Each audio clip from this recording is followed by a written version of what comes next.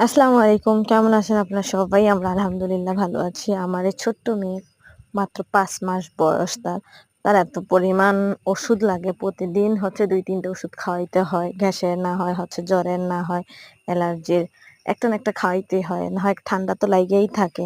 এরকম অবস্থা। ছোট বাচ্চাদেরকে নিয়ে আসলে অনেক রিস্ক। যাদের ছোট বাচ্চা আছে তারা খুব ভালো জানে। তো ওষুধগুলো গোছায় রাখতেছি। খুব খারাপ লাগতেছে। বাচ্চা সারাক্ষণ যদি অসুস্থ থাকে বাবা-মার মন মানসিকতাও ভালো থাকে না। তো সবাই আমার মেয়ের জন্য দোয়া করবেন। আল্লাহ যাতে ওকে সুস্থ রাখে, ভালো রাখে, বিপদমুক্ত রাখে।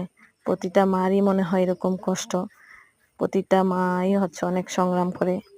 কারণ এখন যখন মা হইছি, হ্যাঁ, আগে তো বুঝতাম। কিন্তু এখন যখন নিজে মা হইছি এটা এখন ভালো করে বুঝতে পারতেছি যে একটা মা হওয়া যে কতটা কষ্ট। একটা মা যে একটা সন্তানকে কত কষ্ট করে লালন পালন করে, এত বড় করে তারপর আবার পরের বাড়িতেও দিয়ে দেয়। কি বলবো? একটা দীর্ঘ নিঃশ্বাস ছাড়া আর কিছুই না। আপনাদের মতামত প্রকাশ করবেন। আপনাদের কাদের কন্যা সন্তান আছে?